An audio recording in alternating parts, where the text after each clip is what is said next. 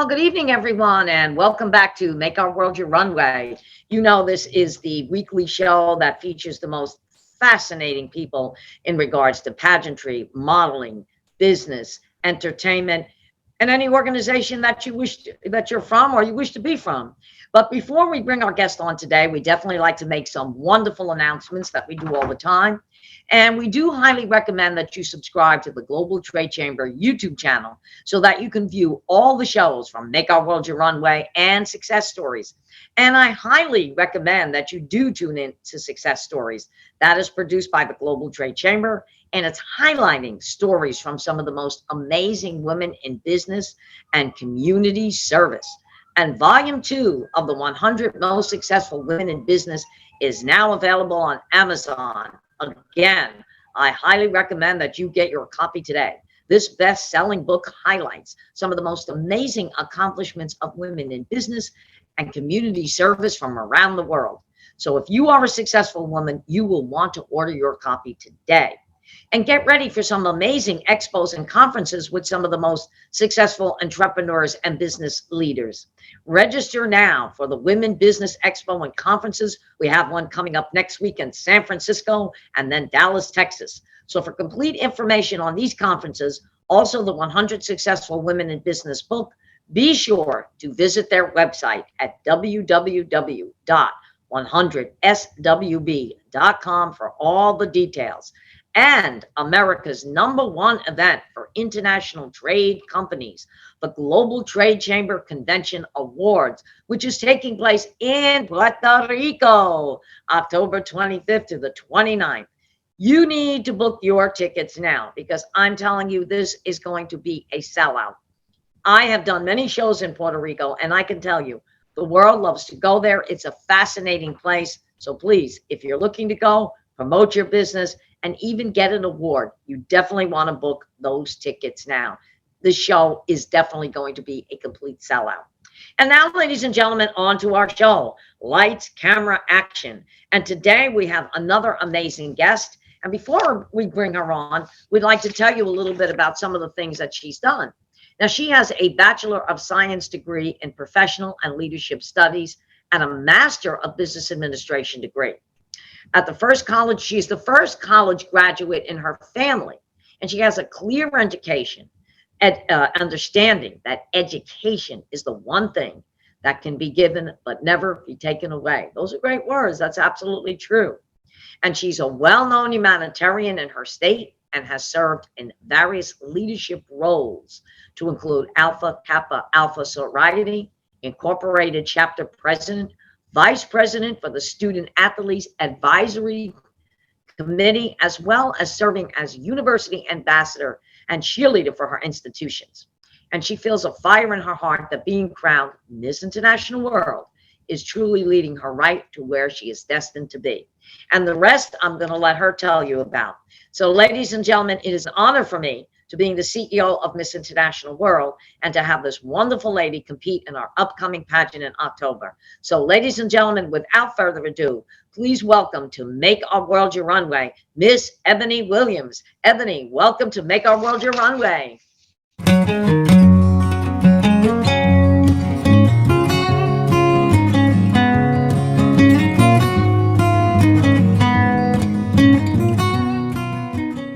Hello there, Miss Ebony. Hello, how are you? I'm great. How about yourself? I'm doing well. Thank you so much for asking. Yeah, and you know what? I do want to say that it is an honor and a pleasure as being the CEO for Miss International World to have you compete in our upcoming pageant in October. I think you're going to be absolutely sensational. I think you're going to do well. So it's really an honor for us to have you, and it's an honor to have you on our show today. Yes, thank you so much. I'm extremely looking forward to October and pageant weekend. I'm extremely excited. Yeah, and we're going to try to make it exciting for everybody, but Susmita and myself are working very hard to get this going. It's a lot of work. I probably don't get any sleep, but that's just the way it goes. That's the nature of this business. Okay. When you're involved in show business or pageantry or even the beauty business, you just never get any sleep. You know, you catnap here and there. So, but it's what keeps me going. It's what keeps that energy flowing as well too. So, and anyway, I believe you're doing an event tomorrow in Fort Lauderdale. Yes, a community service event where we'll be giving away school supplies to children in the community. Well, I'm definitely going to be there. I'm going to, I definitely want to attend something like that. Anything that has to do with children and doing school supplies, that kind of hits my heart. So, and there's where I'll be able to give you your crown and your sash. Yes, I'm very looking forward to meeting you. Yes, I'm absolutely looking forward to meeting you as well. So tell me, with all these degrees that you have, I mean, this is absolutely amazing. You have a bachelor's degree, you have a master's degree of business administration. You were the first college graduate in your family, okay, which is absolutely amazing. So tell us about, you know, what you do on a daily basis and how all of this comes into play. Yes, so on a daily basis, I work at Miramar High School currently, as well as hosting a podcast, and I'm very involved with pageantry and community service. So a day to day, like I can understand not getting sleep because I don't get as much sleep either. I do work in the 12th grade office, so I deal with like their being able to graduate on time, making sure they have the right classes, dealing with the guidance counselors hand in hand. So that's what I see on a day to day basis. And then leaving there, I'm also a cheerleading coach, and I have my girls very active in the community. We do car washes, fundraising, we give back. We participate in like the elementary schools in the community, do read along, like things like that. So I make sure they're very, very active because community service is very near and dear to my heart, especially working with children. I have a sore spot for children. Anything when it comes to kids, I'm willing to do it. I don't care how much sleep I have to lose. And then from there, it comes into planning on my podcast every week. We talk about different things as far as relationships, friendships, self-growth, self-awareness. And I feel like that's very important as a young lady like myself, because being the first person to go to college and get these degrees in my family, it was a lot harder because I didn't have anyone who could prepare me because they didn't experience it for themselves. So now that I was able to gain that experience, I'm very big on giving it back to those who don't have someone to watch or don't have someone to get that advice from and have to figure it out on their own, similar to how I did.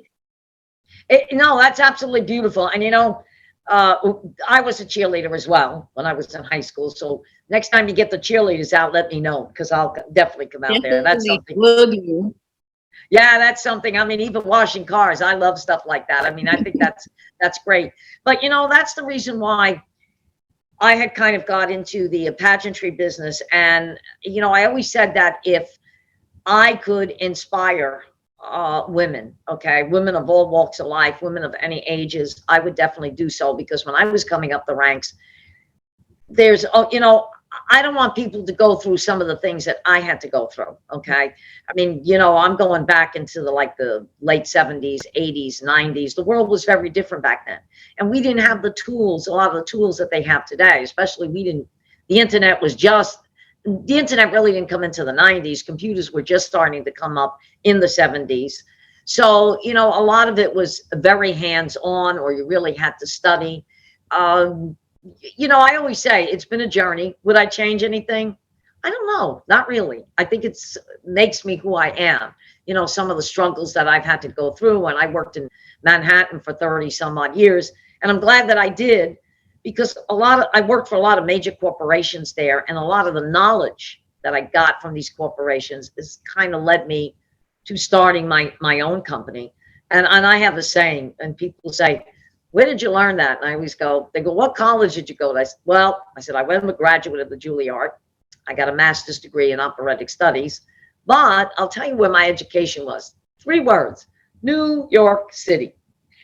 If you work, you're going to know everything that goes on in the world. Okay. And it's true. My husband says the same thing. He worked there like 35 years. And he always said, New York City. And if you want a college, I tell people, go to New York, you'll get an education. Because that's really where a lot of things actually happen. But you've done it here in Florida. So you know what? After reading your bio, I think you're almost like a New York City girl. Yes, I've actually had the privilege to visit New York a few times, and I really love it there. Definitely, if you can survive in New York, you can survive anywhere. Well, what does the song say? If I can make it there, I can make it anywhere. New York, New Anywhere. York. And that is so true. No matter what you want to do, whether you're in the beauty industry, if things like you do, schooling or whatever. I even tell Susmita some of the things that she's done, public relations and things like that. I encourage people. You don't have to work there as many years maybe as I did, but if I always tell people a year, do an apprenticeship, or 2 years, 3 years, get that knowledge of New York, come back with it. Once you have that, you could travel the world, okay? Because it's just something about that city. I mean, LA is basically the same, but Los Angeles, if you want to become an actor or an actress, that's where you really want to go, okay? New York City, of course, is Broadway and a little bit different. But if you're a business person, I highly recommend 1 year, you'll never be the same. So, but like I said, looking at your bio, you've encompassed everything. Yes, I've been working very hard. There's definitely a lot more goals and a lot more things I want to achieve within my life. But like one thing that was very instilled in me at an early age is knowledge. You never stop learning, even if you're not in the classroom. The day you're not learning is the day you wasted. Like you always have to learn something new. You always have to pick up, always being willing to get that knowledge, no matter where it comes from or who it comes from. So I'm just big on just expanding learning day by day. Exactly. And you said something very true in your bio. It's something they cannot take away from you. You could lose everything else, but you can't take away your education. Okay. And knowledge is power. Okay. Knowledge along with experience. Okay. Maturity. And I mean, that part all comes in time. But once you've got that knowledge, that is something that no one could ever take away from you. And you know what? And then when you, as years go on and you get the experience with it, you're going to be unstoppable. Okay. I always said women have the power to change the world. Okay. You're one of them. You could definitely do that. Thank you. I mean, with all the things that you do, I could see you eventually running for office. Thank you. I always use this example. I say it's not to get political, but, look at Kamala Harris. Here's a woman that was a prosecuting attorney. Okay. And all of a sudden now is vice president of the United States. That's a great accomplishment. Okay. But, and I like what she even said. She was setting the tone for a lot of young women to kind of follow in her footsteps. She said, I may be the first, but I won't be the last. All right. And if you look around, women around the world have held some high positions. I mean, you go back to India. I'm going back in the 60s when Indira Gandhi was the prime minister of India and pretty much put India on the map. She changed that whole country. She took that country out of poverty. So again, nothing is impossible. So you keep going, Ebony. You're going to be phenomenal. Thank you so much. So tell me about your podcast, because I was watching a little bit of that last night. Tell me about that. How did you start that? Thank you. So actually, that's something I began earlier this year. And I really was just in a place I was getting ready to complete my master's degree. And I just had so many things that I learned. And like I said, not having those direct role models growing up to teach me, like help me with how to apply to financial aid, like things of that nature I had to experience and learn on my own. So I was trying to figure out how is one way I can give that knowledge back to other people who are in my same shoes, who may not have the resources that they need in order to gain the knowledge of how to even apply to college, how to get in college, how to apply for scholarships, how to grow through college, because college is a very eye-opening experience. The person you graduate high school is not the person you're going to be when you graduate college. So I had the idea, why not start a podcast and just put out all of my life experience, put out all of the things that I experienced, because if I can help the next person, even if it's just one person, that's making a difference. So that's what Exactly. Even if you said it correctly, even if you're helping just one person, you've made a difference. And you're right. When you get out of high school, but when you get out of college, you're not the same person. When you get out of high school, you say, okay, I'm going to do this, I'm going to do that. But once you went to that college, it's a whole different world out there. I even got a different perspective of that. Okay, I went to a music college, which was the Juilliard, but you had to take all the other courses as well. And my final exam was very different because I had to go in front of 10 people that were sang opera for years. I mean, these people performed in the opera for 30, 40 years. And I had to do like 7 different arias that day. Okay. You want to talk about being exhausted? I was never the same person after that. I can imagine. Okay? Totally different. All right. And I was like, I came out of there, and even though I passed, I said, do I really want to do this? It was so difficult. And I did. You know, I didn't do it right away. But later on down the road, okay, I performed in Phantom of the Opera and several things like that. And while I was in New York, I was actually working in the cosmetic industry. So I had cosmetic experience. I've done that for like almost 30 years. But you're right. When you're in high school, you come out and you are one person. You get out of that college, you're totally something different. You're correct on that. That's why having a podcast and explaining to people what you've done can help them in the long run. Yes. Exactly. So, and we didn't have things like that. Okay. You know, when I was growing up and people were going to college, and there was a lot of my friends that went to college, when they came out, never did anything that they studied for. Yeah. You know, I found that, like, I had a very good friend of mine that was going into psychology and got out of college, didn't do psychology, but became a broker on Wall Street. It's just, you know, and I'm trying to figure out why, but I think you said it correctly. You just don't know. Yeah, you just don't know. A lot of people, even myself, when I began college, I definitely did not picture myself working in the school system. I had no desire. That is not what I wanted. But actually going through, because you grow and you find out so much about yourself when you're in that atmosphere of being away from home, not having your parents there with you. You have to just learn and figure things out for yourself.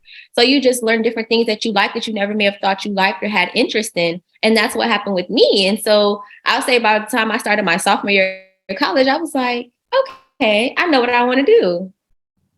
Yeah, there you go. See, and and like you say, knowledge is power. So the knowledge that you have, and with this podcast, you're actually giving it to people and explaining to them how to go about it. And I'll give you a funny story. One of my girls that was a long time ago that was in my pageant, she was a school teacher, and she said, you know what? She said, I'd love for you to come in and talk to them about you singing. And, you know, we're having a career education day and about pageantry. And I said, okay. I said, no problem. I said, I'd love to do that. I walked into this classroom and talk about a bunch of tough students. I heard one little kid say, she's not going to talk about anything. This is a waste. So I heard that. And I see him, he's making these little paper airplanes. And I figure he's just going to throw one at me. So I go over to his desk. I said, I said, you're making paper airplanes? He said, I bet it's something you can't do. I said, really? I said, give me the paper. I made 3 of them and I threw them in a different section of the class. He was like, she could make paper airplanes. I said, just because I'm old doesn't mean I can't do something. And from that point on, I had these kids in the palm of my hands. And then there was one little Spanish kid that was a dancer. And I'll take this to my grave. And I said to him, I said, do you want to get up and dance? And he said, oh, I'd love to. I put Ricky Martin's song on, Living La Vida Loca. This kid, okay, he got up, he stole the show, all right? And then I said to him, I said, how would you like to be in a limousine? Oh, and I said, well, guess what?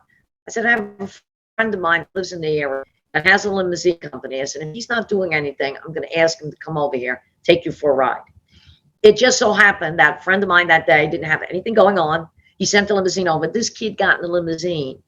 He loved me from that point on because I did something different, you know. And I said to my girl Erica, I said, I was never a school teacher. I said, but I give you a lot of credit. I said, because what I was just went through, she said, you have no idea. But you know what? I had to get around them in a way. Okay. And once I was able to show them that I was like a regular person, almost like they were, and that I could do certain things, they were the best kids I ever had an opportunity of training. So, and I'm sure you see a lot on a daily basis. Yes, I do. That's honestly something I've learned throughout my time, because I started in elementary school. I did a year of elementary, a year of middle before I went to high school. And honestly, the kids just want to see that you truly care and relate and understand them. Because once you kind of break that barrier down of I'm a regular person like you, I've gone through life and I can teach you things on top of what I have to teach you in the classroom, they tend to gravitate towards you more because they just feel seen, they feel understood. And that's what a lot of kids crave today, especially in this upcoming generation. Yes.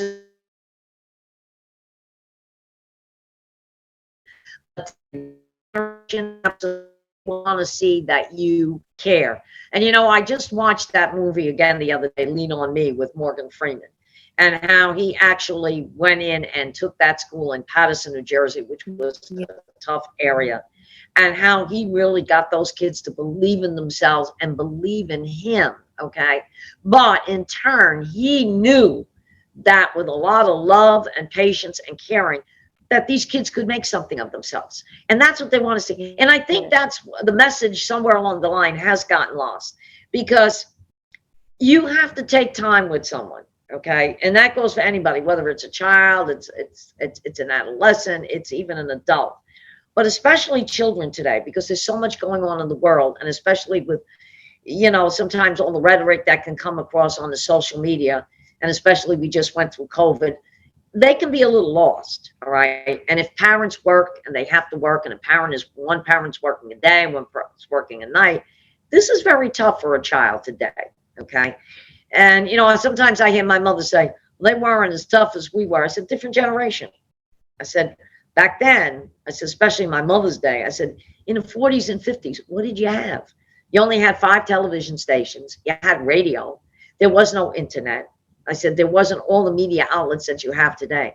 But look at what, even in my day, we didn't have this. We had more, but we didn't have as much as what's going on today. I said, so these kids can be confused. So you give them a little bit of love and tenderness, and I think that takes them a long way. Yes, I definitely agree. Yep, I know. I agree with that. And to be honest with you, I love little kids. And one thing I can't see is little children suffering. You know, even when I've been reading up all the poverty that's going on in the world, and you see children suffering of poverty, that breaks my heart. Okay. And you know, I'm a big proponent of that. I said, look, if I don't eat for a week, I'm an adult. I said, I could take it. But you tell a little child that they can't eat, or they don't have the cookie, I said, in that cabinet, or they don't have something in the refrigerator. I said, how can you do that? I said, that is, to me, I don't think I could live with myself. And I'll give you an example. I was in a supermarket a few weeks ago, and there was a mother shopping with her children. She didn't have enough money, and she wanted to give those cookies back. And I looked at that cashier and I said, no, no, no, you don't do that. I took the money out of my pocket and I said, what's the balance she owes? And she told me, I said, here it is. This woman didn't know how to thank me. I said, no, I couldn't bear here and stand and hear you tell your children that they couldn't have those cookies. I said, your children were starting to cry. They should not have to go through that. She didn't know how to thank me. She said, you know, she said, there should be more people like you. I said, I hope there is. Yeah. I said, and you know, I said, look, I would hope that if I was in that situation, someone would have done that for me. So that's a big thing with me. I don't like to see little children. So little children and animals. Okay. That's my other thing. Okay. I was telling my husband last night, I said, if an alligator was friendly, you'd probably see me ride the alligator's back. And he said, yeah, you would. I said, yes. I said, because I said, I don't like to even see, you know, animals. I have 2 cats, and one of them cries the minute I walk out of the house. And the minute I come back, oh my God, she smiles. She actually will jump up, and I will catch her. She will actually jump. She hates to see me leave the house. Okay. She's got that attachment to me. So yes, I guess you could say I'm a sap for little children and animals. So I can relate. I'm one too. When it comes to children, like I just can't say no, because I honestly feel like children are, one, they're very defenseless, and 2, they weren't asked to be here. So I don't feel like they should be treated poorly while they're here, because the child didn't ask, oh, I want to be here. I want to be here. Like, they were brought here. So the least that we can do is just make sure that they have the nourishment and what they need in order to grow into adolescence adolescents and functioning adults in society. I agree with that 100%. In fact, this year, I mean, our organization always works with charities. I mean, last year we gave to Boys Town, we gave to St. Jude's, we even gave to Bethesda Hospital, the Nurses Association for COVID. These are things that I always do. But this year we decided to work with Citizens Global. Now, Citizens Global, all ministers and world leaders are involved with this. And what impressed, they're for climate change, which that's another subject that gets to me as well too. But in addition to climate change, their big thing is eradicating poverty throughout the world. Yeah. Okay, and especially with children. The United Nations is behind them 100%. President Macron from France is very, very big on this. So when I read up of what they've done, and in fact, they just did a big concert in France on June and raised a lot of money. And now on September the 23rd, they're doing another big concert in New York City to raise money. And this one is going all towards poverty. Okay. And I just got very impressed with that, because I'm saying, you know, it's about time that they started an organization like this. And when I read up on it, everybody that's involved with it is pretty legitimate. And they're not one to call up on the phone and say, you know, give me a donation. You actually, you know, have to donate, and you can call their office and speak to someone. So for the United Nations to stand behind them, I knew it was a good organization to get involved with. So that's exactly what we're doing this year. And like I said, it's for children. It's for anybody that's going through poverty, which I think is great. We need more organizations like that. Yes, we definitely do. Definitely do. Yes, we definitely do. So anyway, I know you, you know, getting very excited about the pageant and, you know, where all the things that you do. So tell me, besides you being involved with school and working with the cheerleaders, a lot of the community service, what do you see coming for yourself in the future? What are your future goals? Oh, well, honestly, I really want to dive deep way more in community service and giving back and getting involved heavily with children. Hopefully one day even beginning my own nonprofit to help children as far as like needing school supplies, applying for college when they get to high school, finding out different grants and scholarships. Like I meet with my kids at Miramar all the time and I tell them, you know, you can get a scholarship just for being left-handed.